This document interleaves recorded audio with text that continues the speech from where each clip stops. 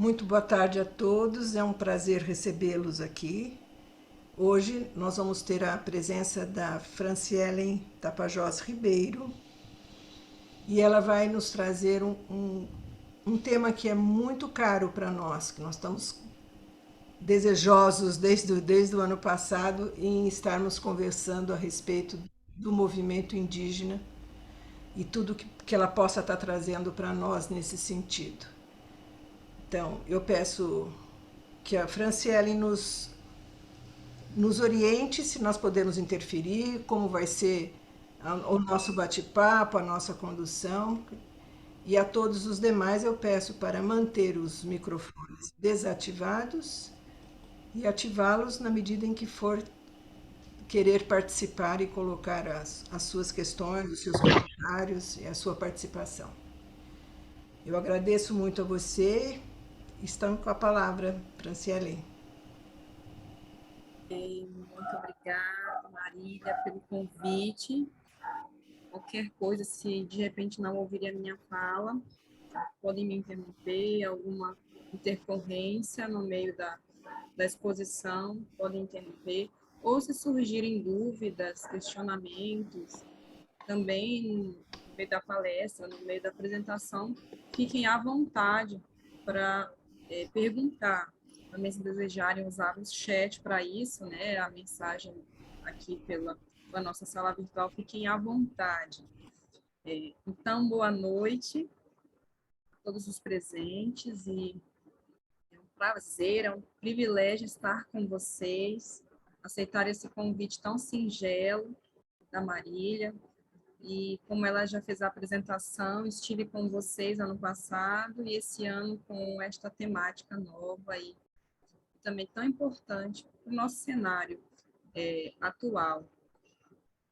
Também reforçar que eu tenho formação em educação física, atualmente sou mestranda em educação pela Universidade Federal do Oeste do Pará, sou orientanda do professor Hermes Couto, que vocês já conhecem, e estar aqui também é um incentivo dele, que muito tem nos ajudado nos nossos estudos e aprofundamentos. E hoje, com essa temática que faz parte do meu povo, que faz parte da minha família, que faz parte da minha história, da história dos meus familiares e antepassados, aqueles que há muitos e muitos anos passaram por nós. Então, como vocês já observaram, o próprio sobrenome Tapajós, ele fala por nós. É um sobrenome forte, faz parte aqui da nossa região. E, geralmente, quem tem o sobrenome Tapajós reflete muito esse caráter, inclusive indígena. Durante também essa exposição, acredito eu que alguns dos meus parentes vão entrar, foram convidados, e eles também podem ficar à vontade para contribuir, para falar, para somar conosco também durante a exposição. Eu sou filha do cacique Francisco Colovaldo de Souza Tapajós, e é meu pai, ele deve estar com tia Celda, o próximo dela, ouvindo. No momento atual, meu pai está passando por um processo de tratamento de saúde, amparado pelo neurologista e também pelo ortopedista. Está em tratamento aqui na cidade, estamos dando apoio a ele, juntamente à tia Celda, que está aí na reunião. Mas ele mora na aldeia, ele habita lá e, por conta da saúde, está aqui nesses meses em tratamento. Em breve, acreditamos que ele já estará bem. Nosso povo é um povo grande, tem muita gente para nos representar, não só aonde moramos aqui, que é Santarém, né, no estado do Pará. Nós temos parentes que já conseguiram alcançar outros patamares e estão fora de Santarém, fora do Pará, mas continuam representando o nosso povo, representando a nossa luta, continuam vestindo a camisa e lutando conosco. E, no meu caso, eu moro em Santarém mesmo, Santarém, Pará, aqui. Nunca saí dessa cidade, aqui eu venho me desenvolvendo, aqui eu venho estudando, me aperfeiçoando, né, adquirindo conhecimento de forma acadêmica, para também ajudar o meu povo, trazer um retorno para o meu povo. E acredito que vocês devem conhecer a nossa cidade, por conta de Alter do Chão. Alter do Chão é um local muito conhecido e recentemente está passando também por alguns desafios com a cheia do rio e com algumas mineradoras e também exploração, enfim, o que a gente passa aqui com relação a essa intervenção das madeireiras, da exploração do ouro, dos minerais. Nós temos, nesse exato momento, acontecendo aqui na nossa cidade, em Alter do Chão, uma poluição no rio. O rio está passando por essa grande problemática. Isso interfere, né, na questão da natureza, isso interfere na questão do turismo, interfere também na parte cultural do nosso povo, na parte cultural da nossa cidade, porque é um grande risco que traz essa sujeira dos minérios para o nosso rio. Os peixes são afetados com isso, a natureza é afetada, as florestas, e o próprio povo, que vive dos recursos naturais, vive da pesca, da agricultura, também é afetado por isso. Então, o olhar de Alter do Chão está para o Brasil, por meio dos jornais, nesse exato momento, inclusive a nível mundial mesmo, como noticiário. Então, essa é a nossa realidade aqui. E hoje, quando a gente traz a questão do movimento indígena no Baixo Tapajós, nós trazemos aqui a reivindicação de um povo que sofreu, né, um grande jugo durante alguns séculos e continua, né? Passa os anos e ainda continuamos nessa luta. E aqui eu trago para vocês até uma imagem antiga, né, mas que retrata um pouco dessa história. E uma citação aqui de Araújo, de 2006, que ele fala o seguinte: eram os tempos das tão arrojadas quanto arrogantes conquistas, em que simplesmente não se cogitava dar aos conquistados nenhum direito. Quem são aqueles que queriam conquistar o nosso povo? Então, a gente relembra o que aqui?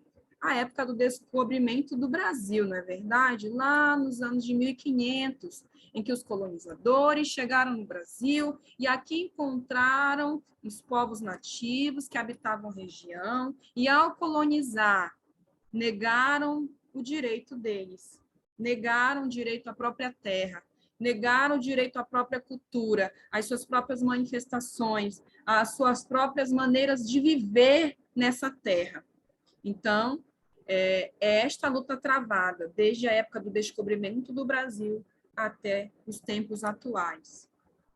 Nesse contexto, nós trazemos para vocês a localização, ainda que não se possa ver nitidamente, por questões até da conexão, internet, mas aqui nós temos um mapa que demonstra o Brasil aqui, à esquerda embaixo, o mapa do Brasil, estou circundando ele aqui, e temos o estado do Pará, onde nós nos encontramos atualmente, onde eu me encontro. Aqui no estado do Pará está Santarém, a cidade de Santarém. A cidade de Santarém, como muitas cidades do Pará e do Amazonas, da região norte em geral, nós temos muitos rios, né? Então, aqui, diferente provavelmente de onde vocês estão, eu nunca fui em São Paulo, eu posso imaginar, eu acredito que é onde vocês estão, né, Maria, em São Paulo. Muitas estradas, né? As cidades são ligadas por estradas, rodovias, eu acredito que é assim. Eu nunca saí para cidades grandes, o máximo que eu fui foi numa cidade aqui próximo, que foi Manaus. Então, eu sou aqui do interior mesmo, e nunca saí daqui dessa realidade. Mesmo que eu conheço de fora, é pela internet, é pelo jornal, pela TV, enfim, por esses meios. Mas aqui no Pará, nossa realidade é rios, que ligam cidades, grandes extensões de rios. E é canoa para viajar, é barco para viajar, é rabeta, e você passa horas sentado num banco de rabeta, de canoa, remando, ou usando um motorzinho para se deslocar, ou você passa horas deitado numa rede em uma embarcação para você se deslocar. Essa é a nossa realidade. Eu cresci nessa realidade de viajar de barco. E aqui nós temos no interior de Santarém as regiões, né, cercadas por rios e territórios. Então, bem aqui está Santarém, olha, marcado por um ponto amarelo à direita. Essa é a cidade de Santarém. E aqui nós temos os rios Tapajós, aqui, olha, estou tentando marcar com azul, e mostrar para vocês o trajeto.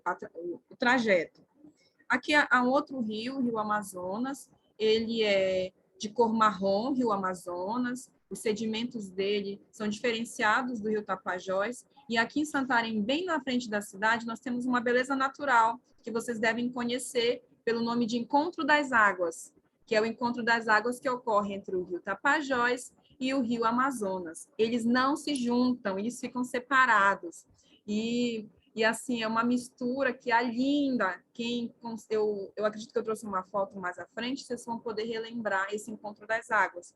Então, aqui é o Rio Amazonas, à direita, e à esquerda é o Rio Tapajós. Mas existem as entradas, né, que vão estreitando para as comunidades, né? E aí nós temos aqui um outro rio, que ele se une com o Tapajós, que é chamado Rio Arapiuns. Ele também vai mudando de cor um pouco, não igual ao Amazonas, ele começa a ficar escuro a água dele. Então, assim, essas são as pequenas diferenças que tem entre os rios. Bem, nessa entrada aqui que vocês podem ver, existem vários territórios indígenas, né? E territórios também de ribeirinhos, né? De outras comunidades locais também nessa região.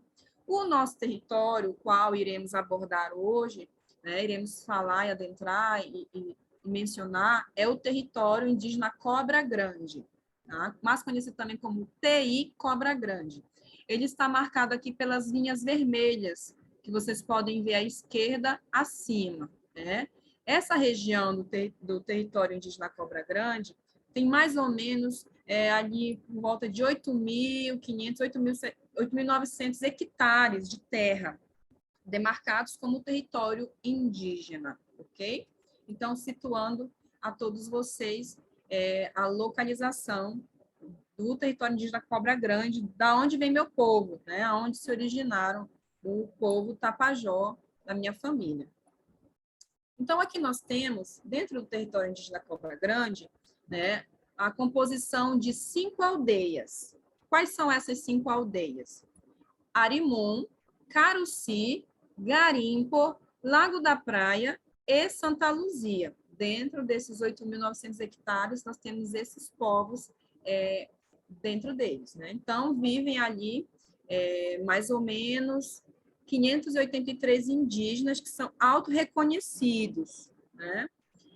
E aí, dentro dessas aldeias, os povos que nós denominamos, né, ou seja, a etnia, né, então nós temos as aldeias que se chamam Arimum, Caruci, Garimpo, Lago da Praia e Santa Luzia, e os povos que habitam essas aldeias, né, as etnias são Arapium, Jaraqui e Tapajó, tá? Isso segundo os autores que já vêm também estudando, nós temos embasamento teórico, nós temos muitas produções já, algumas produções acadêmicas que já vêm tratando sobre isso e vêm trazendo mais respaldo ainda à nossa fala, né? Então, quem nos respalda é o Instituto Socioambiental, o ISA, e também Brasil 2020, vem nos ajudando, e fora também os relatos dos nossos povos, né? O relato da nossa família, também vem contribuindo com a descrição que nós fizemos agora.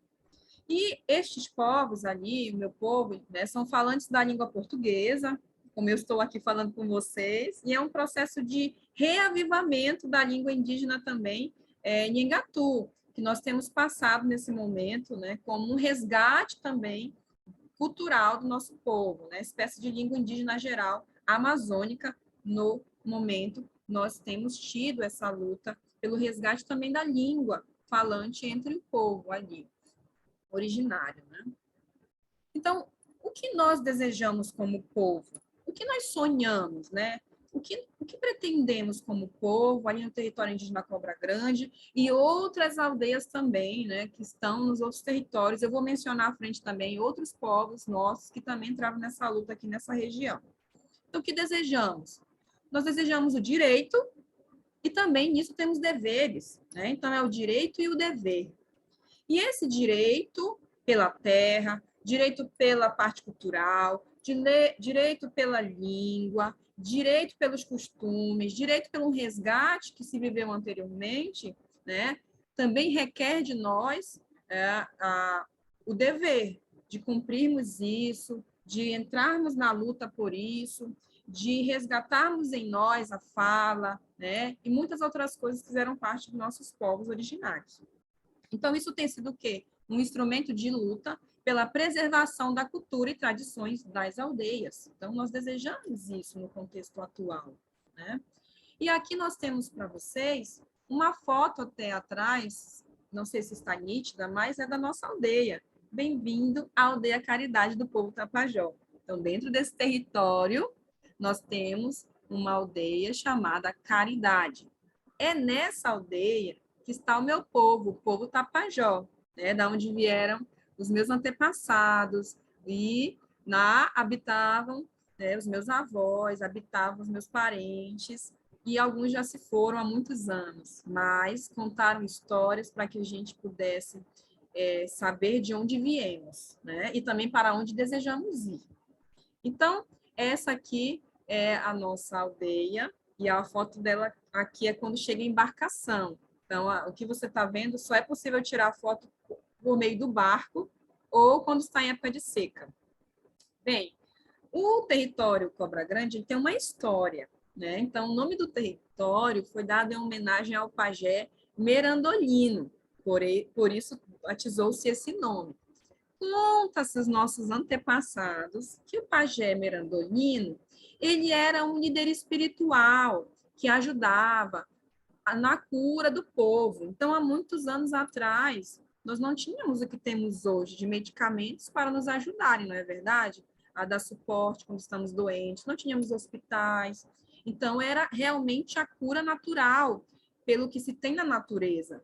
Alguns de nós continuamos a fazer isso. Eu faço uso de medicamentos naturais. Eu pego o chá de erva cidreira, eu pego o chá do capim-santo, e eu faço esses chás para me ajudar, né, em alguma melhora, se eu estou com dor de estômago, se eu estou com dor de cabeça, eu faço uso. E eu aprendi isso com a minha tia está aqui, né, meu pai, minha mãe, com os meus avós. Então, eu tenho 31 anos, mas eu aprendi que a natureza nos oferece medicamentos naturais para tratar a saúde. Isso é real, né? Então, o pajé Merandolino fazia uso disso, né, há muitos anos atrás, e ajudava na cura do povo. Então, é em homenagem a ele que temos o território Cobra Grande com esse nome, né? Então, assim, o que se conta, né, nas histórias pelos nossos antepassados? Que ele curava muita gente e se tornou conhecido na região por isso, né? E também, ao morrer, ele pediu para ser enterrado na ponta de uma determinada praia, onde havia praia e rio. Ele queria ser enterrado ali, na ponta do Toronó, que é o nome da ponta. A ponta do Toronó é a ponta de uma praia nessa região, que a gente já apresentou no mapa, e ele queria ser enterrado ali.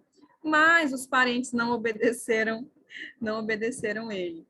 E aí enterraram ele no cemitério normal mesmo, mas quando foram visitá-lo, estava só um buraco no cemitério. Por quê? Porque conta-se também, os nossos antepassados, que o pajé Merandolino virava cobra grande.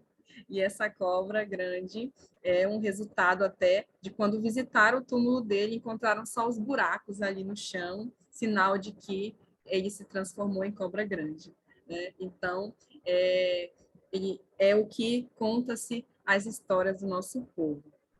Bem, há povos também, né, que vivem secularmente nessas terras, arraigados em suas identidades, né, os quais lutam pelo reconhecimento de seus também direitos territoriais, né? Então, nós temos aqui um momento em que nós, ao resgatarmos aquilo que os nossos povos originários viveram, outros ainda têm dificuldade de serem reconhecidos. E aí são só as comunidades ribeirinhas mesmo, que vivem de pesca, agricultura, e aí vivem circularmente e também paralelo às nossas terras, né? Então, também ocorre isso aqui na nossa região. Então, no nosso caso, nós, como povo indígena, né, e no caso específico aqui, o povo Tapajós, do qual eu faço parte, nós temos tido essa luta pelo reconhecimento territorial e também a questão da regularização fundiária. E um dos idealizadores, né, dessa regularização fundiária vem pelos filhos do líder Ulisses Tapajós. Então, quem é Ulisses Tapajós? É o meu avô, né? Pai da tia Celda que está aqui, pai do meu pai que deve estar aqui próximo, ou de algum outro parente meu que deve ter entrado aqui no meio do nosso encontro. O meu avô, Ulisses Tapajós, ele sonhava com isso, porque ele tinha as histórias contadas pelos seus pais, pelos seus avós. Então, são histórias que vão sendo contadas e chegam até a nossa geração, e a geração, no caso dos meus tios, que são os filhos do Ulisses, vestiram a camisa e foram na luta mesmo, né?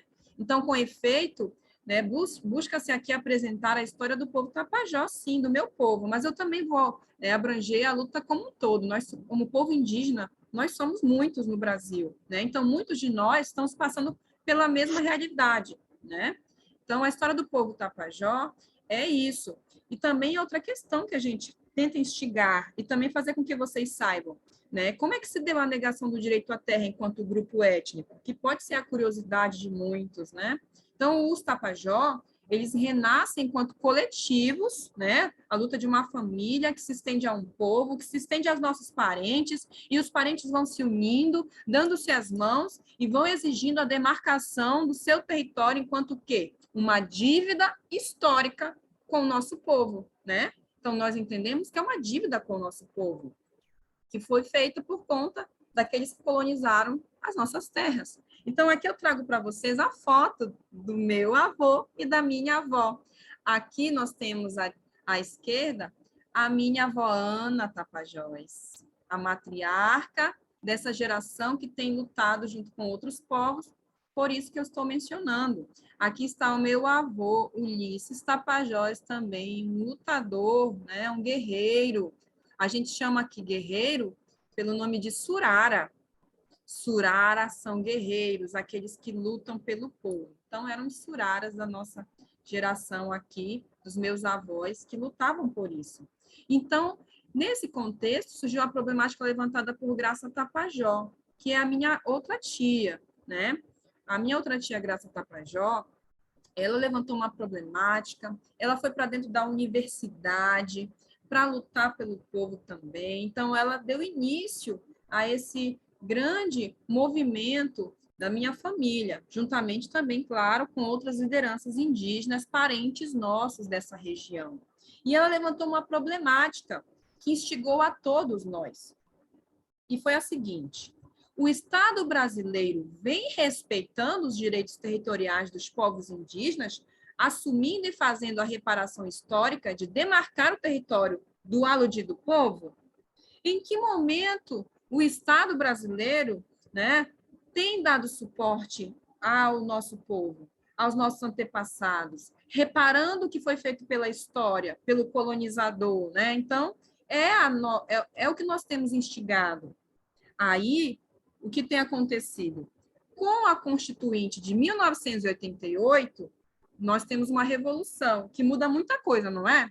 Eu sei que vocês devem, de repente, saber que veio a questão da educação especial nesse contexto, veio a questão educacional, veio tantas coisas que a nossa Constituinte ajudou, inclusive na questão indígena também. Então, nós estamos nessa reivindicação amparados pelo artigo 231 da Constituição da República de 1988 e também pela Convenção 169 da Organização Internacional do Trabalho, que é a OIT, que asseguram a demarcação de terras indígenas, essas que foram usurpadas, e eu digo novamente, usurpadas, né? Ou seja, roubadas, tiradas à força pelo colonizador, né? Então, com base em narrativas orais, em escritas também, né? Além de buscar por meio de estratégias de luta, e também o próprio espaço público local aqui da nossa região, espaço público regional e a questão do espaço público nacional, nós temos como indígenas utilizados esses meios, né, para o quê? Para motivar que haja, né, os direitos para os nossos povos. Então, nós temos feito encontros, assembleias, seminários, fóruns, conferências, para que isso realmente aconteça de forma efetiva, né? E somos apoiados pelas organizações indígenas, né? Então, nós temos apoio de organizações que estão lutando conosco, como, por exemplo, o Conselho Indígena Tapajós e Arapiuns, que é chamado de CITA. O Conselho Indígena Tapajós e Arapiuns tem um grande peso aqui na nossa região, porque ele é o conselho articulador dos direitos indígenas, né? E ele serve para a gente como assim um grande apoiador, porque ele vem como instrumento de força e de fortalecimento para o enfrentamento do Estado, né? Para cobrar a questão do território demarcado e os direitos também da cultura, né? E de tantas outras coisas que nós reivindicamos. Então, o CITA é essa organização que tem dado esse suporte, né? Com outras organizações. Aqui nós temos a foto da imagem do Encontro das Águas, aqui o Tapajós e o Amazonas, que vocês já devem ter visto, né? Por algum lugar. Então, essa é a beleza natural que temos aqui na nossa região. Mas lá onde moramos, como a gente já falou, é o rio Tapajós e, em parte, nós temos o rio Arapiuns, que são de cores aqui, como a de baixo, cores mais escuras, né? Que banha a região onde estamos. Então, outra questão para refletirmos essa noite também é que os Tapajós, eles têm essa história da invasão e perda do território, não é? Então, aqui, os Tapajós, eles referem-se à cultura arqueológica e ao grupo indígena que viveu há muitos e muitos séculos atrás. Então, nós encontramos, nesses achados arqueológicos, na antropologia também, que nos ajuda, nos estudos antropológicos, nós encontramos nos cronistas do século XVI alguns nomes que referem-se ao nosso povo há muitos séculos atrás. Então, nós já tivemos nomes como os Tapajosos, nós já tivemos outros nomes como Estrapajosos, nós já tivemos também Tapajoses, como nomes que aparecem nas crônicas de autores seculares aí que ajudam a descrever a história do descobrimento do Brasil. Então, na época da colonização, os portugueses encontraram também um povo denominado Tupaiú, que derivou também os Tapajós. E o termo Tupaiú é atribuído ao aldeamento dos índios Tapajós, localizado na foz do rio Tapajós, tá? Onde é a cidade de Santarém. Então, o nome do nosso rio, Tapajós, também é proveniente do povo que aqui habitou. Então, o que acontece com a disseminação do povo por conta dos colonizadores, né, que começaram a habitar a terra para explorar, né, para também usar os índios como mão de obra escrava. Também temos aí o genocídio, né, a morte de muitos índios. O que acontece com o povo? O povo é silenciado, o povo precisa fugir, e aí nós temos, então, povos habitando aqui, né, a foz do rio Tapajós, onde é a cidade de Santarém. Por isso que muitos parentes meus moram na cidade, né, que é distante alguns quilômetros do território indígena Cobra Grande. Mais ou menos uma viagem de barco que dura 8 horas, 7 a 8 horas de barco. Essa é a distância, né, da cidade de Santarém para o território indígena Cobra Grande. Certo? Para contextualizar para vocês isso. E aí nós também temos, nesse contexto, os Tapajós na visão dos visitantes, quando, né, eles foram observados pelos colonizadores que aqui chegaram, né? Então, segundo o Vaz, 2010, na página 117, ele diz que a região do Baixo Tapajós, que abarca o município de Santarém e suas mediações, destaca-se na história pré-colonial por ser uma área densamente povoada por diversos povos, né, cujos mais fortes e organizados eram os Tapajós e os Tupinambá, que eram os povos que eram mais fortes, que lutavam, que resistiram muito, né, aos que ofenderam o povo, aqueles que queriam usá-los como trabalho escravo. Então, os mais fortes eram os Tapajós e Tupinambá, conforme destaca Florencio Vaz, né?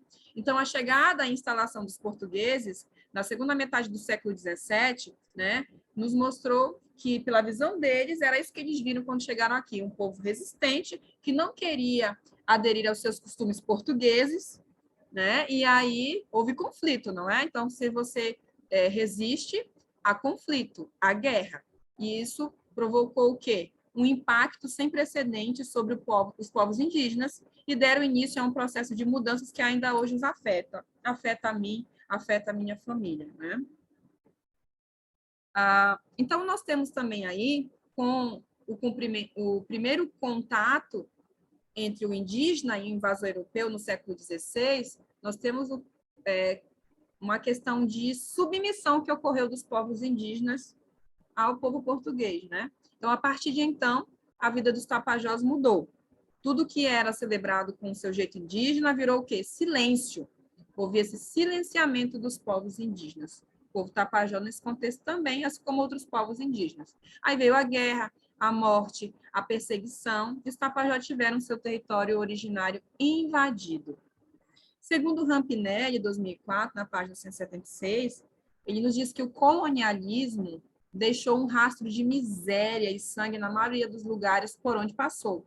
E as sequelas são econômicas, são sequelas políticas, são sequelas ecológicas, são sequelas sociais, culturais e até sequelas militares que temos. Então, a tomada das terras dos indígenas foi uma prática que se estendeu até os dias atuais, nos quais eles permanecem sendo vítimas de conflitos.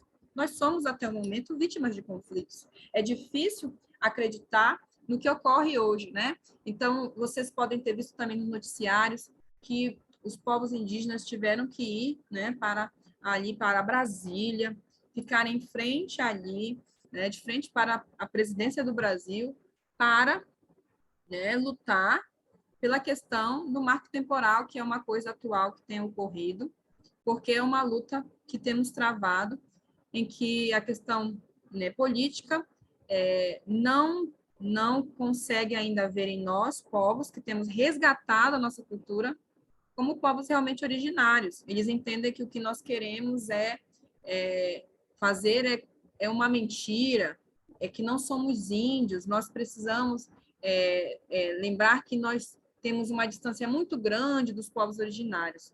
Porém, né, a gente sabe que, na verdade, o que aconteceu, que houve a miscigenação. Nós temos aqui indígenas, negros, nós temos os ribeirinhos, nós temos os imigrantes, temos uma mistura de povos que vem de séculos aí. E tudo isso por culpa, né, por conta da colonização. Então, temos essa briga enorme acontecendo atualmente também na questão política. Isso tem gerado grandes conflitos. Pessoas têm perdido a vida, indígenas têm perdido a vida, lutando por essas causas. E aí, de acordo com tudo isso que vem acontecendo, nós temos tido essa luta pelo reconhecimento que vai além, então, do território indígena Cobra Grande, com outros indígenas, inclusive esse movimento indígena do Baixo Tapajós, dos indígenas, né, do Baixo Tapajós. Então, o que nós temos aqui? De acordo com o caderno da nova cartografia, que é a resistência e mobilização dos povos indígenas do Baixo Tapajós, pela Universidade do Estado do Amazonas, em 2014, a descrição dos seguintes povos que vêm lutando por esse reconhecimento atualmente, nessa região toda. Então, isso se estende aqui por toda a nossa região do Baixo Tapajós, que envolve Santarém e região. Então, nós temos aqui os Tapajó, os Tupaiú, são 13 povos no total. Arapiuns, Munduruku, Borari, Munduruku Cara Preta, Maitapu, Tupinambá, Cumaruara, Jaraqui, Apicá, Arara Vermelha e Tapaiú. Tapuia, ou seja, 13 povos que vêm lutando por esse reconhecimento junto aos órgãos políticos, para que possa se lembrar que aqui os nossos povos originários tinham terra, tinham direitos e foram usurpados pelos colonizadores.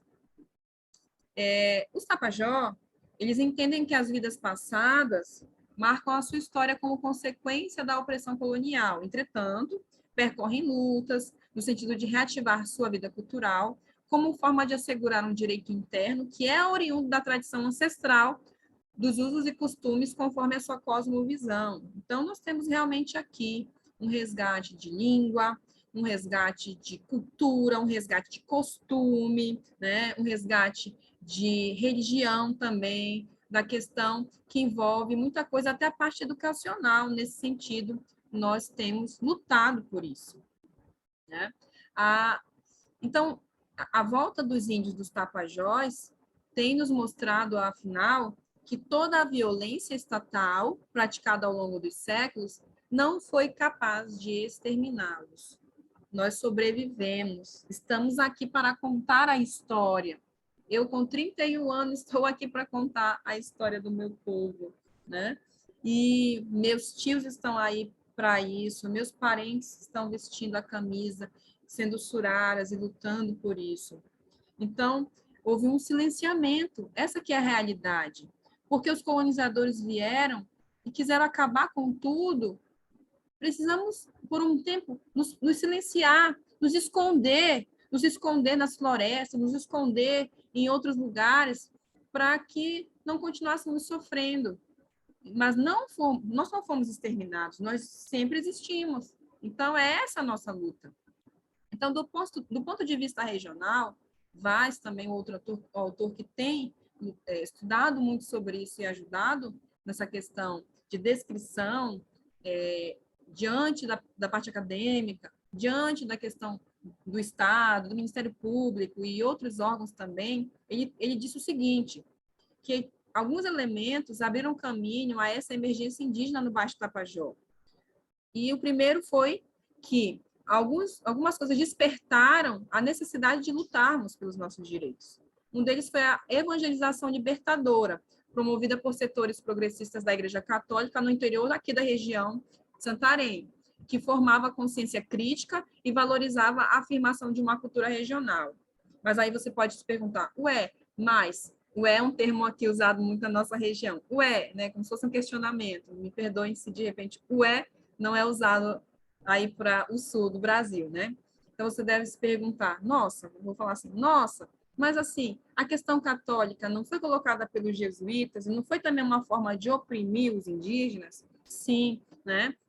A Companhia de Jesus, a questão dos jesuítas, também foi uma forma de oprimir a cultura indígena, a questão da religião dos indígenas. Mas, nesse contexto atual que eu quero mencionar aqui, um dos setores que ajudou a formar uma consciência crítica para valorizar nossa cultura regional foi a Igreja Católica na nossa região. E foi um grande suporte para os indígenas assumirem de fato quem são, né? Nessa questão de reafirmação étnica. Outra questão, a organização sindical dos trabalhadores rurais de Santarém, a partir da década de 1970, que disseminou na região uma consciência política voltada para a defesa da terra, formando lideranças sindicais que, em parte, se tornariam lideranças do movimento indígena mais tarde.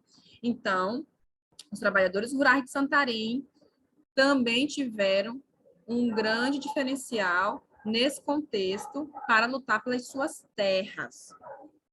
E um outro elemento importante na década de 1990 foi a mobilização dos moradores das comunidades dos rios Tapajós e Arapiões pela criação de uma reserva extrativista, chamada de RESEX, que protegesse seus territórios da expansão de empresas madeireiras. Então, o que aconteceu? Começaram a invadir a terra, começaram a usar a terra, os madeireiros, exploração também de outra forma, né, da terra, das árvores, dos rios, e tudo isso começou a agredir a natureza, a comunidade, os povos, e foi necessário, em 1990, criar uma reserva. Isso ajudou também no movimento de reafirmação étnica aqui do Baixo Tapajós. Ok?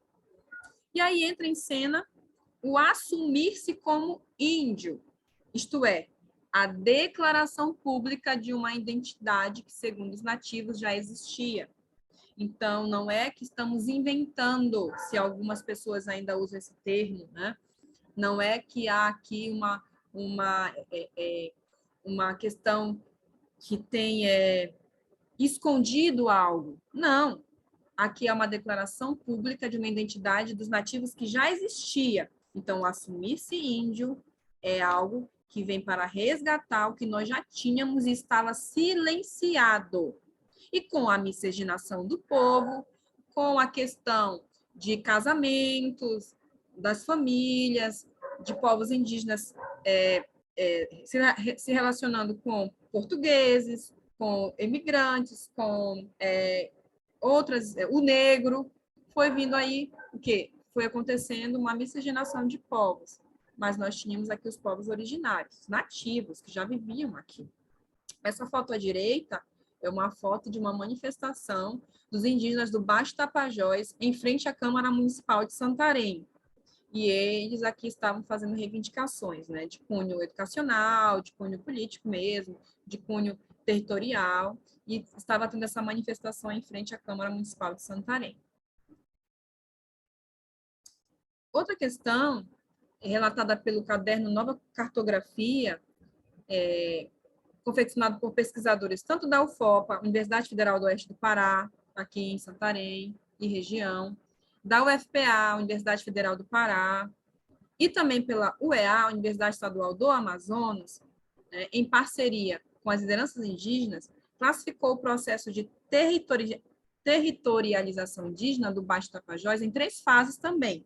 Então, outra questão que nos ajuda a compreender esse contexto de movimento indígena aqui no Baixo Tapajós é, primeiro também, a mobilização pela criação da Resex Tapajós Arapiuns, que foi de 1997 até 1998, visando proteger os territórios tradicionais da exploração madeireira predatória, o qual eu mencionei anteriormente. Outra questão também, a autoafirmação pioneira da comunidade de Taquara, em Belterra, e essa comunidade foi também uma grande ajuda porque ela solicitou a FUNAI, que é um órgão público também, que serve aos indígenas, ao povo indígena, solicitou à FUNAI, em 1998, o reconhecimento oficial da identidade indígena aqui, no Baixo Tapajós. E em terceiro momento, também a terceira fase, a criação do Conselho Indígena Tapajós-Arapiuns-Cita, no ano de 2000. Então, isso também tem dado suporte e tem ajudado nessa autoafirmação aí, que vem aí passando mais de uma década para se reafirmar e lutar por esse espaço, por voz, por vez, também tendo lugar de fala, né? Vaz 2003 também destaca que a criação em 1997 do Grupo Consciência Indígena, que é o GCI, em Santarém, contribuiu para o resgate e fortalecimento da cultura e das comunidades indígenas que eram disseminadas em vários encontros realizados em comunidades da região. Então, o Grupo Consciência Indígena, juntamente também com as lideranças indígenas, desaguou justamente na criação do CITA, que a gente mencionou lá em maio do ano de 2000. E eles passaram a ser o principal representante político na mobilização indígena aqui no Baixo Tapajós. Então, assim nós conseguimos ter voz e vez no Ministério Público, nas questões da parte de advocacia, e chegar até realmente ao ponto de estar lá junto com a presidência do Brasil, indagando e questionando a organização jurídica do nosso povo. Isso ajudou nessas ações de movimentos pelos direitos indígenas perante a FUNAI e outros órgãos públicos. Aqui embaixo nós temos uma foto de uma reunião das mulheres indígenas do Tapajós, e as mulheres entram na luta por isso, nós mulheres, juntamente com muitos homens e famílias e povos, para ir mesmo ali em frente, enfrentando o Estado por direito do nosso povo, né? E aí nós temos alguns resultados nesse processo, resultados que vêm dando avanços importantes para o nosso povo. Um deles é as políticas públicas educacionais, como a educação diferenciada na rede municipal de Santarém, o atendimento de aldeias indígenas pelo Sistema de Organização Modular de Ensino Indígena, que é a rede estadual. Nós também temos conquistado políticas de cotas étnicos raciais na Universidade Federal do Oeste do Pará, por exemplo, e em outras universidades também. E todo ano, por exemplo, a UFOPA, ela recebe cerca de 50 estudantes indígenas em seu corpo discente. Então, assim, muitos parentes meus têm sido privilegiados pelas cotas como uma oportunidade de ingressar no nível superior, né? Então, nós indígenas lutamos por uma educação de qualidade também. Ela ainda é tão carente, né? Não é tão assistida quanto deveria. E isso prejudica o quê? Competimos e concorremos com outros alunos de rede particular. Então, por vivermos ali na aldeia, e termos uma educação que não se compara à educação de uma escola particular, infelizmente, na hora de concorrer a uma vaga na universidade, nós indígenas, às vezes, não conseguimos. Então, as cotas étnico-raciais, as cotas indígenas, elas dão essa ajuda para que possamos ingressar nas universidades. Assim como ajuda também os negros, as cotas ajudam as pessoas com necessidades especiais. Então, esse é um direito nosso que nós lutamos também. E nós conseguimos. Então, aqui eu venho para vocês dizendo que nós somos resultados desses avanços. No meu caso específico, eu, Franciele, quando eu ingressei na UEPA, não havia cotas, então eu consegui entrar pelo vestibular normalmente, graças a Deus. Quando eu também entrei na UFOP agora para o mestrado, não tinha cotas indígenas, então entrei pela concorrência ampla. Graças a Deus passei. Isso aqui é fruto dos meus parentes, fruto da minha mãe, do meu pai, que lutaram para me dar uma educação, mesmo ela sendo desigual comparado com outras pessoas.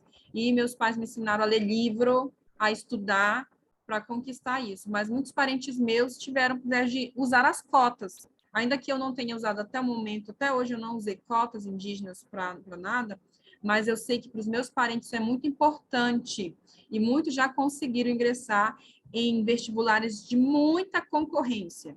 Então, atualmente, eu tenho parentes que estão fazendo medicina, já concluíram medicina, nós sabemos que medicina é um curso muito concorrido, não é? Então, já conseguiram entrar, nós temos parentes fazendo direito, alguns já concluíram direito, dentre outras universidades aí, outros cursos dentro das universidades públicas. E também conseguimos direitos de saúde junto ao SUS, né, o Sistema Único de Saúde. Também foi um grande avanço, porque tem esse atendimento diferenciado pela CASAI, pela CESAI, que são esses órgãos que ajudam também na questão indígena e dão suporte à questão de saúde do nosso povo, para sermos atendidos. Então, ao mesmo tempo em que trava todas essas lutas, o indígena do território indígena, os indígenas do território indígena, eles precisam dedicar um olhar para a organização interna da aldeia também, para a escola, para os rituais, para as danças e demais manifestações da cultura. Então, ao mesmo tempo que temos lutado por esse direito de terra, como eu já mencionei, demarcação territorial, nós temos lutado diante dos órgãos públicos, né, para ingressar nas universidades, trazer mais conhecimento para o nosso povo. Nós também lutamos pela organização interna da nossa aldeia, dos nossos povos, pela regularização das escolas, pelos próprios rituais e danças, manifestações realmente da nossa cultura, como um resgate dos nossos ancestrais. Nesse contexto, diante da questão educacional, por exemplo, nós conseguimos resgatar a língua Nhangatu por meio da escola regular. Então, o indígena, ele tem uma escola em que ele antes estudava municipal, de maneira normal, mas aí algumas aldeias conseguiram a sua própria organização escolar e, no início, os docentes que vinham eram docentes que não eram indígenas, mas hoje, como nós temos buscado conhecimento, a nossa luta também é para que os próprios indígenas do nosso povo retornem para as aldeias para lecionar, para ensinar, né, os outros povos que estão ali.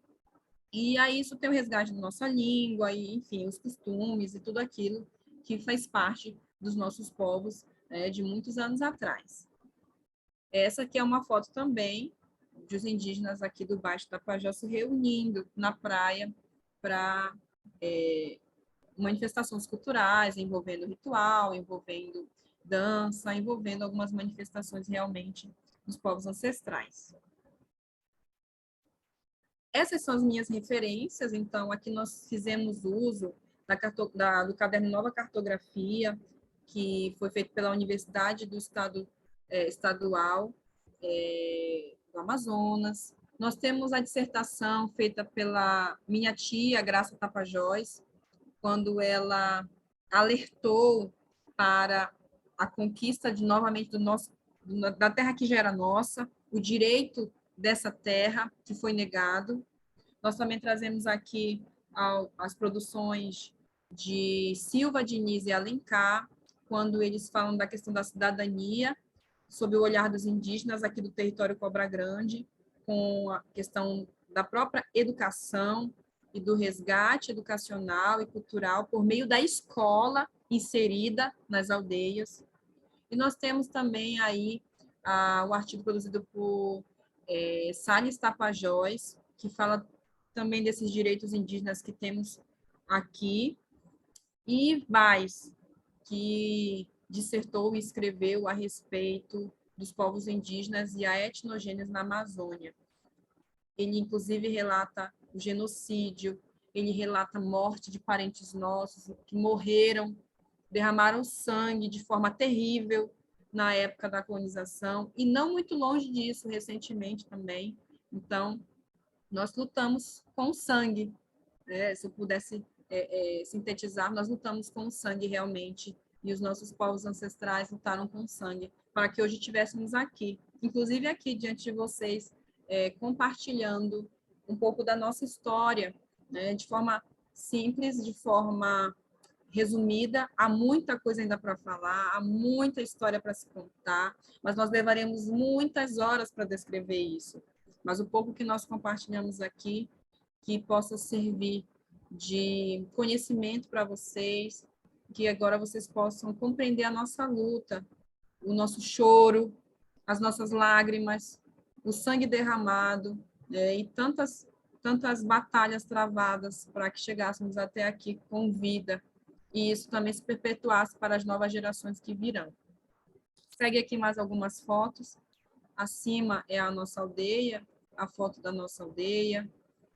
Aqui é a minha irmã sentada na canoa, no rio que banha a nossa aldeia.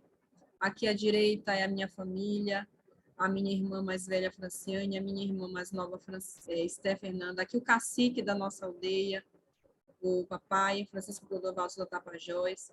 Minha tia, que conseguiu pelas cotas indígenas aqui, minha tia Wilces, entrar em medicina e hoje médica, hoje contribui com o nosso povo e luta muito por nós, para que a gente possa estar aqui, como está aqui realmente diante de vocês, falando do nosso povo. A filha dela, minha prima, a Wani, aqui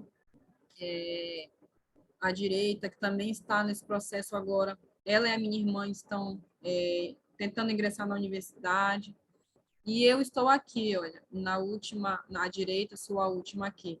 Essa foto aqui é de uma outra aldeia em que realizamos uma ação de saúde, e foi muito importante para intervir no nosso povo, para cuidar da saúde do nosso povo indígena no território Cobra Grande. Aqui atrás é o rio Arapiuns, que banha parte dessa terra maravilhosa. E à direita, abaixo, como eu já havia mencionado, os meus avós, Ana Tapajós e Ulisses Tapajós, que tanto também lutaram para que chegássemos aqui. Ao final, eu trago 2 vídeos para que vocês possam ver brevemente um pouco da nossa história, também em forma de vídeo. Então, eu peço licença aqui para interromper esse slide e colocar o vídeo para vocês, ok?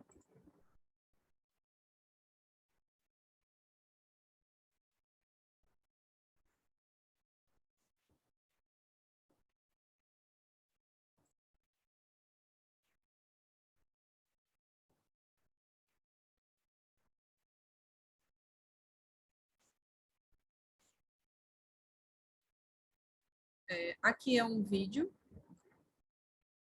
produzido pela minha prima, e ela produziu esse vídeo de forma tão bonita, e espero que vocês possam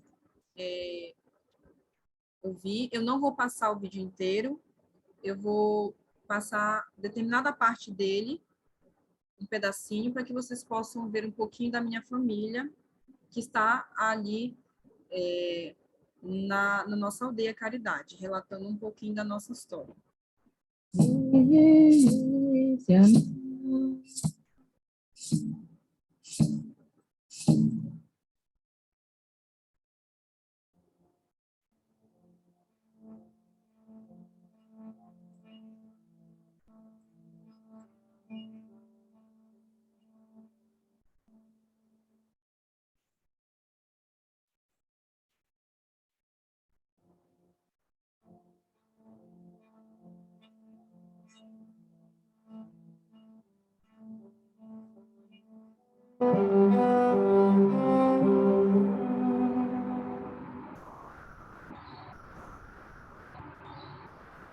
Bem, eu sou Maria das Graças, Tapajós, Mota, sou do povo Tapajó, daqui da terra indígena Cobra Grande, especificamente aqui na aldeia Caridade. Eu só queria ilustrar, né, que a Caridade ela faz parte de um contexto territorial bem maior, que é composto pelo povo Tapajó, o povo Arapiuns, o povo Curuaí, e aí temos as outras aldeias que denominam-se de Caruci, Arinu, Lago da Praia e Uzari.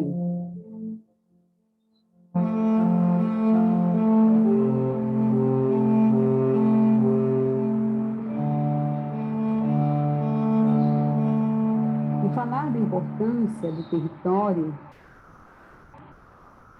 o território ele é um espaço de construção de relações, onde se constrói o diálogo, a interação com a natureza, a interação com as matas, com esse cosmo, com os rios, e a relação com a terra.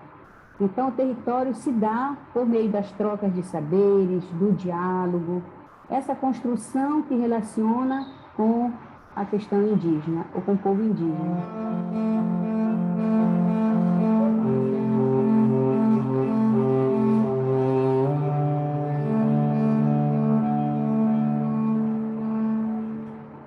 Nós passamos por um processo doloroso, que foi uma negação por parte da agenda oficial do governo, em que ele negou a presença indígena na região do Baixo Tapajós, assim como ele negou e nega até hoje para outros povos.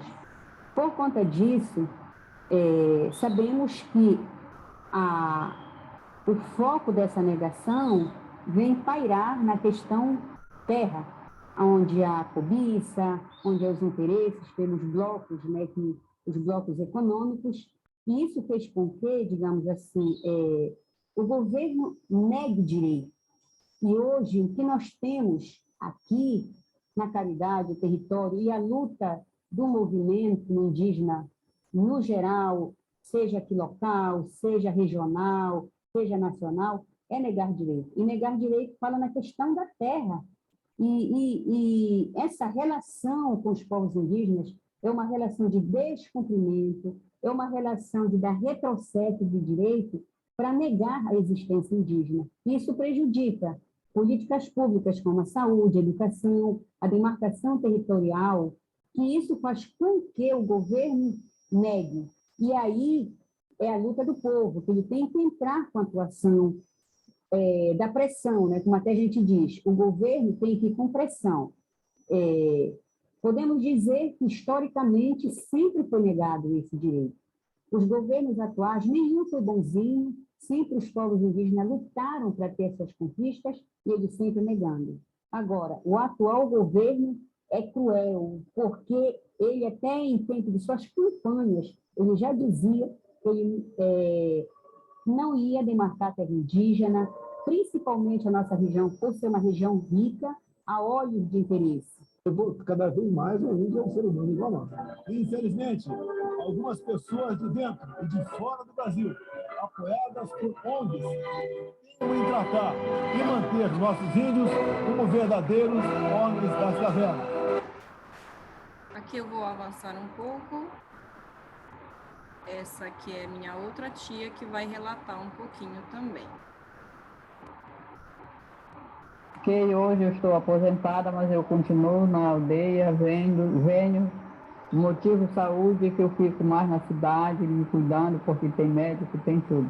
Mas a minha família fica aqui, eu tenho meus filhos também, e tenho minhas irmãs, enfim, meus pais morreram, mas nós continuamos aqui na luta. Por causa da sobrevivência, por causa de várias coisas, que nós saímos um pouco. Mas voltamos de novo, a gente continuou aqui, os outros ficavam, outros filhos ficavam aqui fazendo um revezamento, porque a gente precisava de conseguir coisa mais avançada. Então, hoje, com o auxílio da tecnologia, nós voltamos aqui com mais equipamentos, e a gente está por aqui, lutando como muitos, e é essa a nossa vida aqui. Usando as coisas daqui, comendo do peixe, da caça bem pouco, porque o povo não sabia e extraviava, né? Hoje está mais difícil. Mas o peixe tem, o nosso peixe, que é o nosso alimento, tem roça aí para trás, tem coisas aí. Temos hoje até um heliporto que nos tem perdido por motivo de doenças. Então, essas coisas assim avançadas.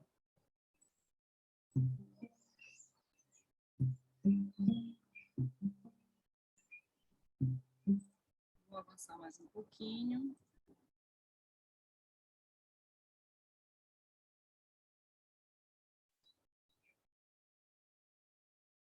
Yandequema Seanama, bom dia a todos.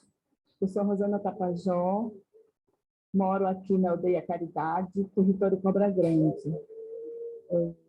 A nossa vivência aqui na nossa aldeia, ela já vem de muitos anos. Então, a nossa vivência aqui durante o dia é uma das mais simples possível, né? Porque ao acordar, nós temos aqui animais, né? Temos a nossa criação de porcos, a criação de patos, temos galinha, e já como formação, né? Eu sou zootecnista, então eu já faço um trabalho mais pormenorizado com os nossos animais. E, assim, o foco aqui nosso, na nossa área, que é o chapéu que nós temos aqui, que é onde recebe todo o povo, as nossas reuniões, e enquanto se constrói uma casa, nós temos que ficar no chapéu até a casa estar construída. Então, o nosso dia a dia aqui é acordar, cuidar dos animais, quando o rio está cheio, não é? A gente sai para pescar mais aqui, próximo mesmo, e nós utilizamos muito a nossa pesca natural, que é o caniço, é a malhadeira. Aqui, o nosso local é proibido qualquer tipo de pesca predatória. Isso nós combatemos aqui. Então, o exemplo que a gente passa para a comunidade, não é? É isso.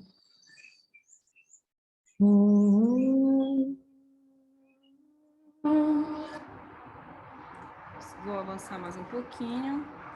Só um instante. Na fala do cacique.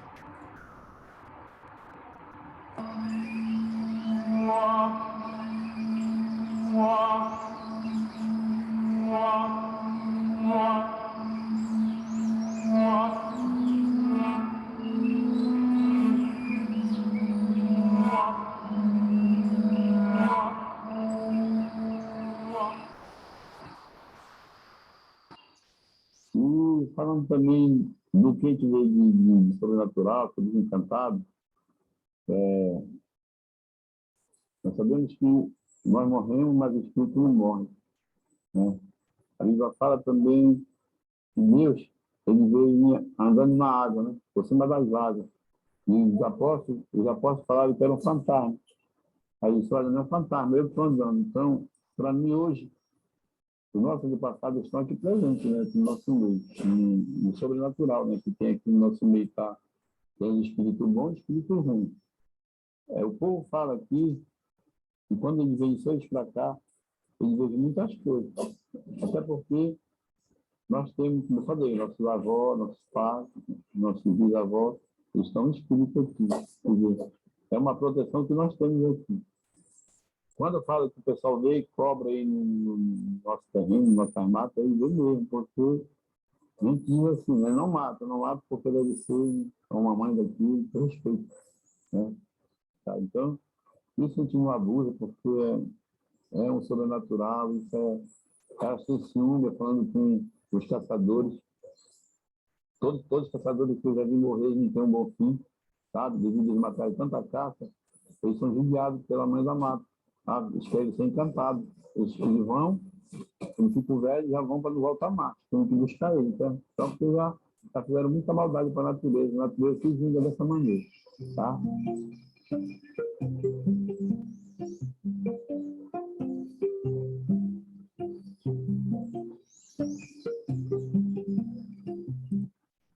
Ok. Aqui nós temos o relato de parentes meus, do cacique, contando um pouquinho para vocês sobre isso. E tem um outro vídeo que eu também gostaria de compartilhar a respeito das ações que temos feito para também retribuir ao nosso povo o bem, aquilo que nós adquirimos de conhecimento acadêmico. Então, é o vídeo que eu irei passar agora. Yanequema Cianama, parentes. A terceira ação de saúde coletiva que aconteceu no território indígena Cobra Grande, de 13 a 15 de julho, foi sonhada, foi pensada por nós indígenas da aldeia Caridade. Nós somos egressos de faculdades, de universidades, que são frutos, né, das políticas afirmativas de lutas dos nossos guerreiros. Há anos ocorre essa luta e hoje já tem esses frutos. E nós sentimos essa necessidade de estar mais perto do nosso povo, de conhecer melhor a realidade. Então, nós planejamos, convidamos parceiros, um deles, quero citar aqui, a CESAR, que prontamente atendeu o nosso convite, esteve conosco também levando o serviço da atenção primária. Nós somos 2 médicos, que somos egressos de cotas indígenas, né, e viemos trabalhar junto com outros profissionais de saúde também, que eu vou, no final a gente vai estar descrevendo isso para vocês. Então, nós trabalhamos, atendemos, e nós trouxemos uma questão de saúde que não é só focada numa consulta médica. Essa ação, ela veio trazer esse olhar de saúde ampliado, desde brincadeiras, né, com as crianças, rodas de conversa sobre alcoolismo, rodas de conversa sobre diabetes, que são problemas de saúde presentes no nosso território que a gente não pode fechar os olhos. Então, foi uma ação muito linda, foi trabalhosa, mas como a gente voltou? Nós voltamos, toda a equipe, todos os voluntários, os parceiros, voltamos com esse compromisso, com a necessidade, sim, de estar mais engajado na luta, com a necessidade, sim, de conhecer melhor os problemas de saúde e lutar por uma saúde indígena melhor no nosso território. Por que não um saneamento básico? Por que não esses casos de diabetes estar diminuído? Esses casos dos problemas de pele, de saúde dos nossos indígenas estar diminuído? Por que não os nossos velhos com cataratas poder enxergar melhor com cirurgias que o SUS, uma obrigação do SUS, em estar operando os nossos velhos para eles terem uma melhor qualidade de vida. Então, são alguns sonhos que eles estão aí e, quem sabe, né, uma quarta ação, ela vem trazendo mais um objetivo mais ampliado. As imagens vão mostrar para vocês um pouquinho do que aconteceu nesses dias no território indígena Cobra Grande.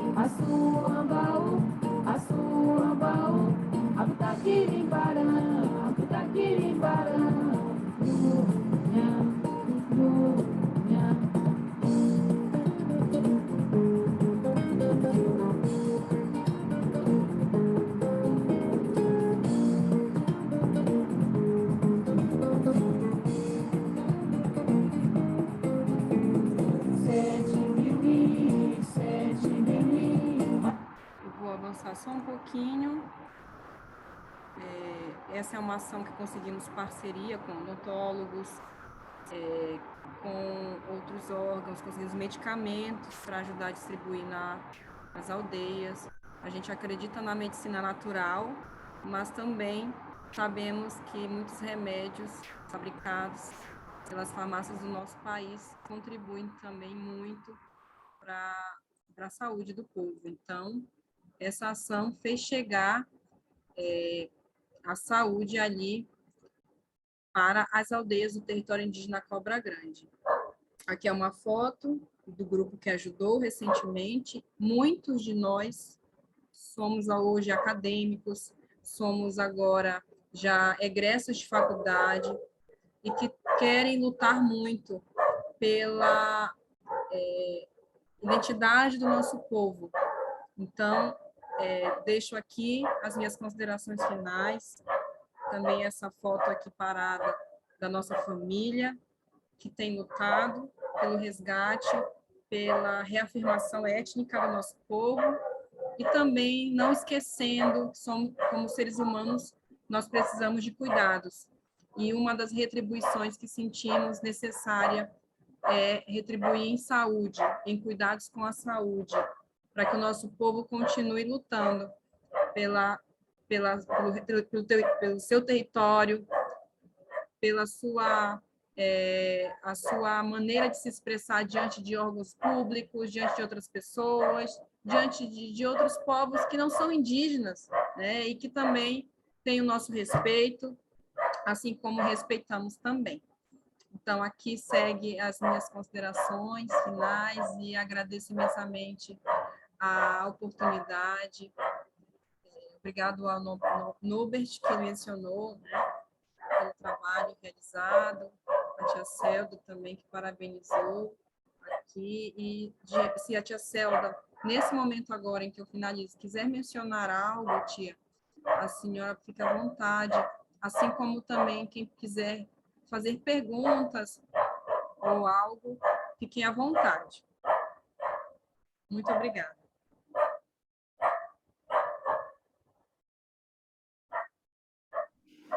Franciele, você vai projetar mais alguma coisa? Não. Você poderia interromper o compartilhamento para que a gente tivesse acesso? Aí, boa. Para que nós estivéssemos juntos todos.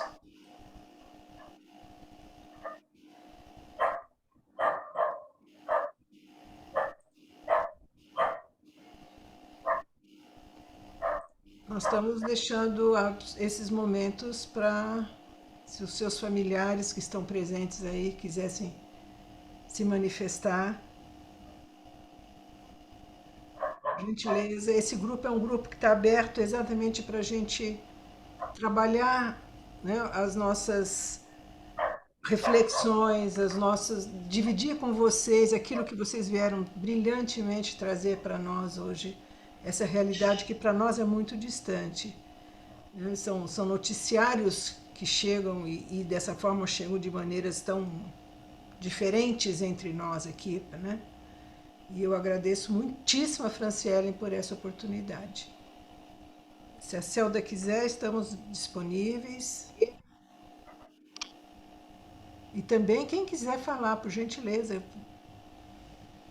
Eu gostaria, Marília, de Por fazer favor, umas Sueli.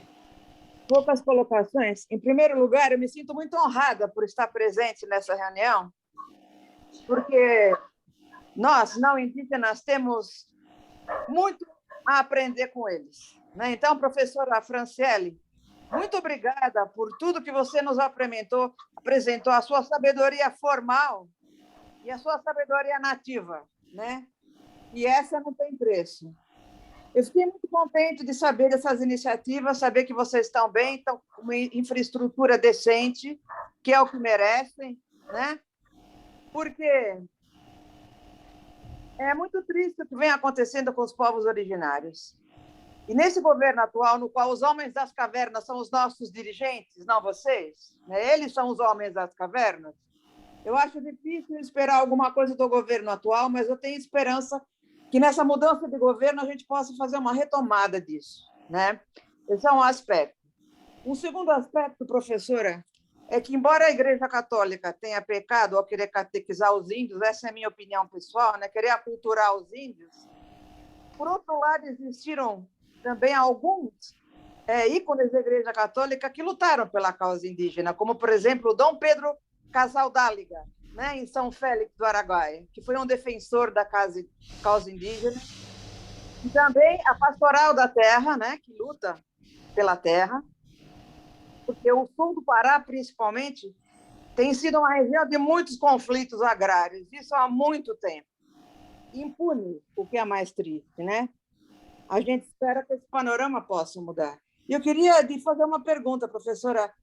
É possível haver uma recuperação do rio Tapajós na área da Alter do Chão, que está contaminada nesse momento? É possível recuperar essas águas? Muito obrigada. Quem falou foi Sueli.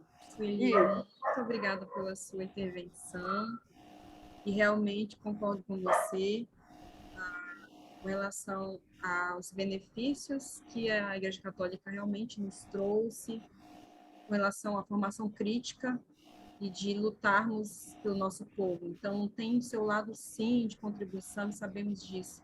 Com relação à sua pergunta a respeito se tem chance, sim, eu acredito que é possível, quando baixar o nível do rio, é possível que volte um pouco da coloração anterior da água, do que está acontecendo ali em Alter do Chão. Mas vai ser um processo longo aí. Com certeza, biólogos vão ter que entrar em ação, os órgãos públicos também em ação, para fazer essa limpeza das águas. Não será fácil, mas eu acredito que com o nível do rio baixando, a coloração da água pode melhorar. Nós não sabemos, com relação à qualidade da água, quanto tempo vai demorar. A coloração pode ser um pouco mais rápida, mas a qualidade da água, ou seja, o que foi liberado de prejudicial, tanto para banhistas, quanto para os peixes, a própria natureza ali em volta, não sei quanto tempo para voltar ao normal. Mas é um impacto grande que vai levar um tempo para se restabelecer. Nós queremos que seja rápido, porque a gente sabe que é um prejuízo, tanto para o nosso povo que habita aqui, quanto para os nossos visitantes, que também acham essa terra linda e maravilhosa, como nós achamos. Então, é o que eu penso. Obrigada. Celda, você levantou a mão, mas você também nos colocou que está com problema para liberar o som no seu microfone. Será que tem como auxiliá-la, Franciele? Podemos ver aqui.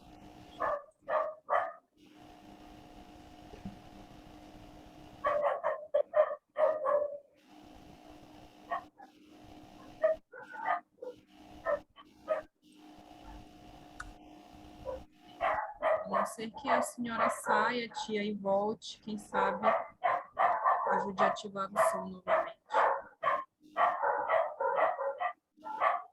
Fique à vontade, por favor. A gente daqui não tem o recurso para liberar o microfone. Darcilei, você estava com seu som aberto, você gostaria de fazer alguma participação? Agora ele está desativado. Não? Ok, amor. Ok.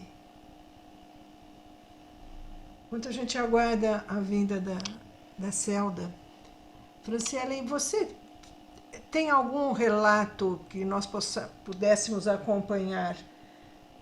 A mim interessou muito, embora você tenha manifestado isso, como se dá essa união entre vocês? Essa união pela luta dos propósitos comuns entre vocês, porque há tanta diversidade, né? São tantos os desafios que eu queria saber, essa luta, por onde você tem esses veios que permitem essa unificação nas vozes indígenas? Sim, o nosso povo não pensa igual, porque nenhum ser humano pensa igual ao outro. Nós pensamos e temos opiniões diferentes, é verdade. Os 8 irmãos, que são meus tios, que lutam por essa causa, pensam diferente. É uma família como qualquer outra que tem discussões para chegar num consenso e chegar a um denominador comum. Então, a nossa crença, nem tudo se parece, religião, nem todos têm a mesma religião, nem fé, mas como cada um tem a sua questão política, nem todos pensam iguais com relação à questão política. E como chegar a esse denominador comum? As reuniões e as assembleias feitas pelo meu povo. Então, cada povo tem a sua organização. No caso do meu povo, do Tapajós, o meu pai é o cacique, aí tem a vice-cacique, que é a minha prima, Del Tapajós, aí tem o secretário, que é o Líbio Tapajós, tem a tesoureira, que é a tia Celda Tapajós, que estava aqui conosco, e nós temos a segunda secretária, que é a Tharissa Tapajós. Então, essa é a liderança que foi intitulada agora recentemente. É uma liderança que fica por um período, a gente utiliza até a legislação para embasar as nossas reuniões. Então, é uma liderança que fica 1 ano, 2 anos, em alguns casos. Aí existe uma nova reunião, como se fosse uma assembleia, para eleger novamente quem será o cacique, vice-cacique. Então, meu pai, ele há muitos anos, desde o início, ele é o cacique.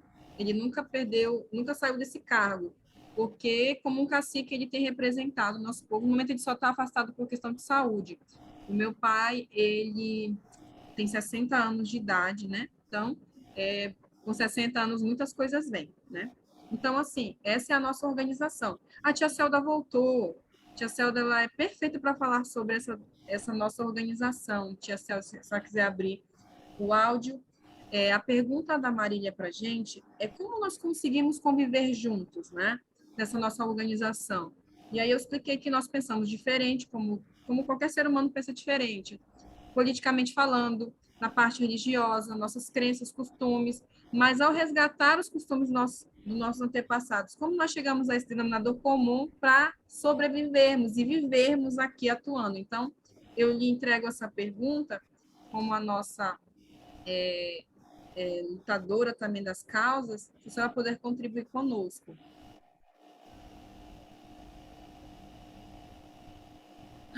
Não dá de ouvir. Não sai o áudio. Não.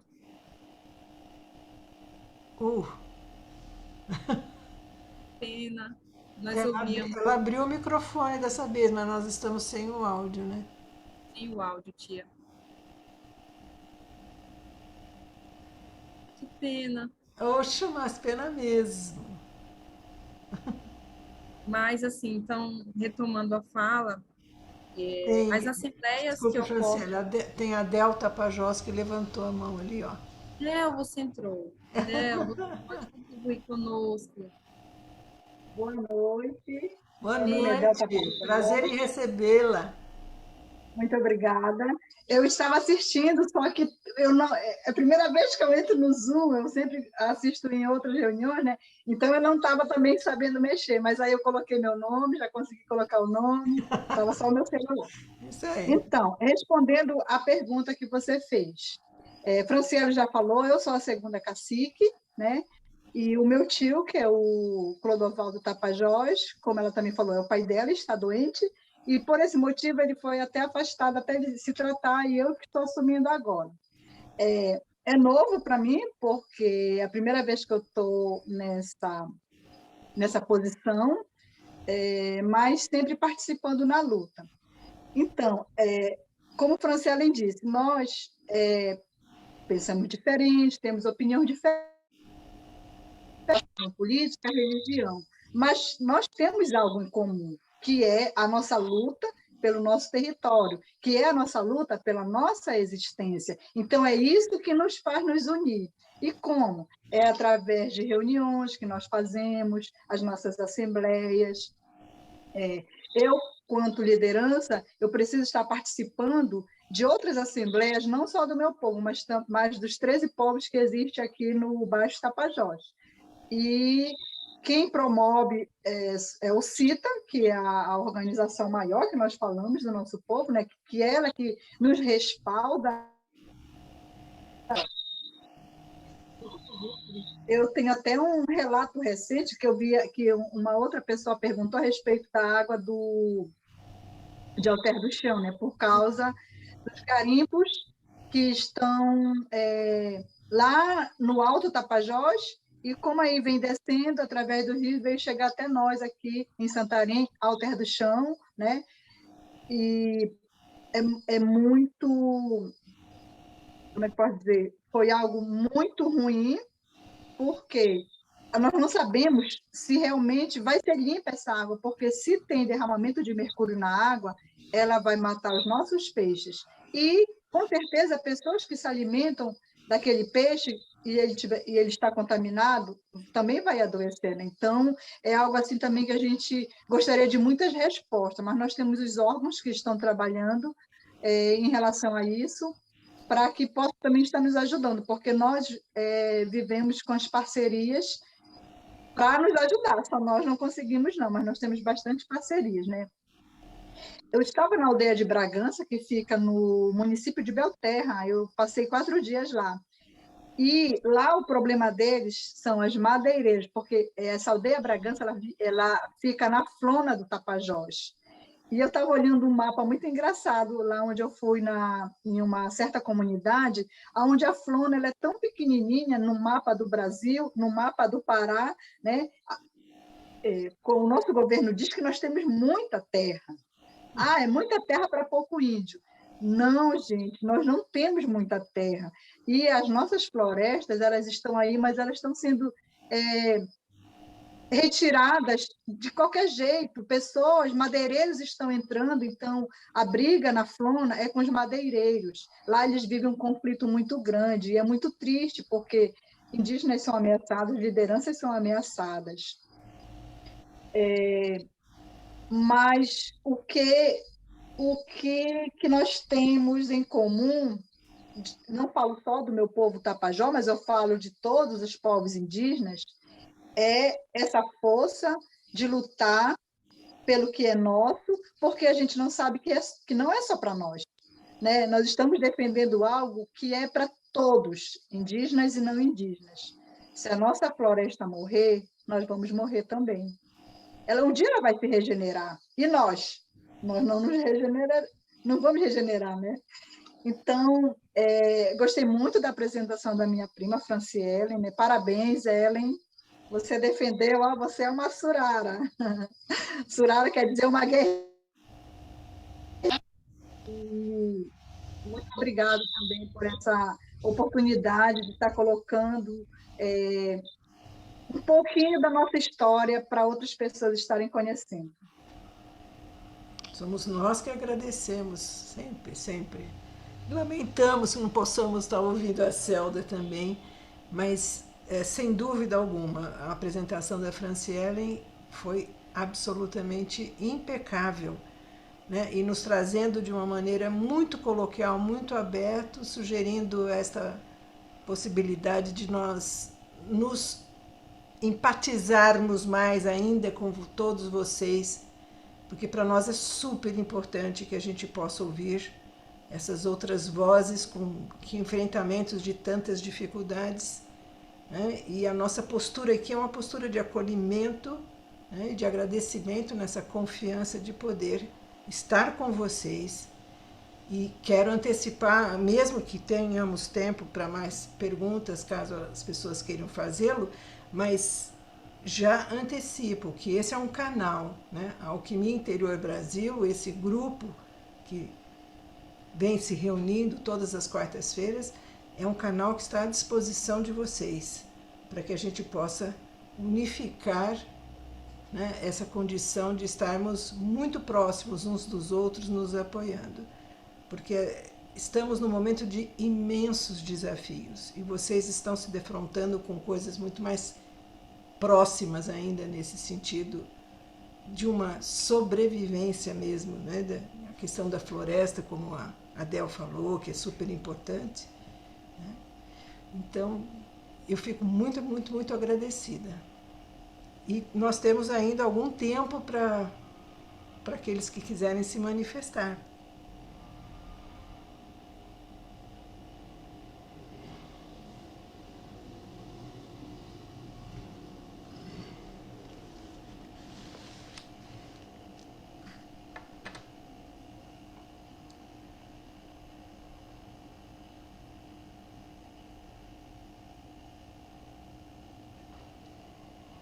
Franciele, essas ações e essas iniciativas, elas são pontuais ou elas têm um contexto de abrangência para as outras comunidades, para as outras aldeias, e há um escalonamento de progresso disso? Como que isso atinge a vocês e como isso se dá? Quando você refere-se às iniciativas de ações como a de saúde, por exemplo, Por exemplo, aquilo que você nos projetou aí no vídeo também, que transcende a questão da saúde, né? Quer dizer, sim, nessa ação de saúde nós atendemos o território indígena Cobra Grande, que são aquelas aldeias que faz parte de uma faixa etária de 8.500, 8.900 hectares de terra. São as aldeias mais próximas ali. Mas a ideia é sempre estender-se a iniciativa para que outros parentes nossos possam fazer o mesmo. a Celda, eu acho que quer dizer mais alguma coisinha. Tia Celda, se a senhora quiser usar o chat, Oh, meu Deus, que esse sonzinho aí para ajudar, não? digitar, né, para nos ajudar aqui na descrição das ações. Mas a ideia é motivar outros povos. E também a questão da logística. Né, tem um impasse nessa hora, porque como nós temos essa logística de demanda de recurso financeiro realmente, que nessa hora pesa, atender um território maior sempre vai demandar mais material, mais pessoas para ajudar, mais indígenas realmente envolvidos. Então, a princípio, a ação de saúde tem a ver com o nosso território ali, Cobra Grande, mas em parceria sim existe com outros povos e que outros povos também já estão fazendo, não só de saúde, mas a gente sabe que outras demandas com os órgãos públicos ocorrem na questão educacional. Então, assim, a questão da língua Nhangatu como a língua para ser colocada nas escolas indígenas e também escolas aqui da nossa região, é uma luta de todos os povos dessa região, não só do nosso. Então, nessa hora, se amplia mesmo uma causa por todos, para que todos aqui do Pará possam receber, e aqui da região de Santarém mesmo, Santarém região, possam ser atendidos pela língua materna Nhangatu, uma língua para ser falada dentro das escolas, para ser uma disciplina, inclusive, colocada como disciplina, para ser falada e ser ministrada por professores, para que os alunos possam aprender desde a escola também a língua materna, não só em reuniões, como é feito em assembleias. Essa é a parte que envolve saúde, educação, a questão direito ao território, direito e negação de território também é uma causa que se estende também para todos os povos. Acredito que seria isso, se Del também de repente quisesse estar conosco. Perfeito. Celda, ela tocou no ponto que você queria, Celda, porque ela ficou lá apresentando.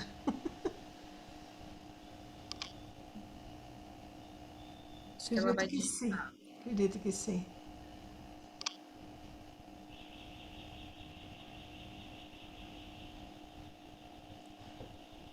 A quarta ação, procurando parceiros, ok. Sim, verdade. Esse ano, para setembro deste ano agora, nós estamos desejosos em realizar a quarta ação de saúde.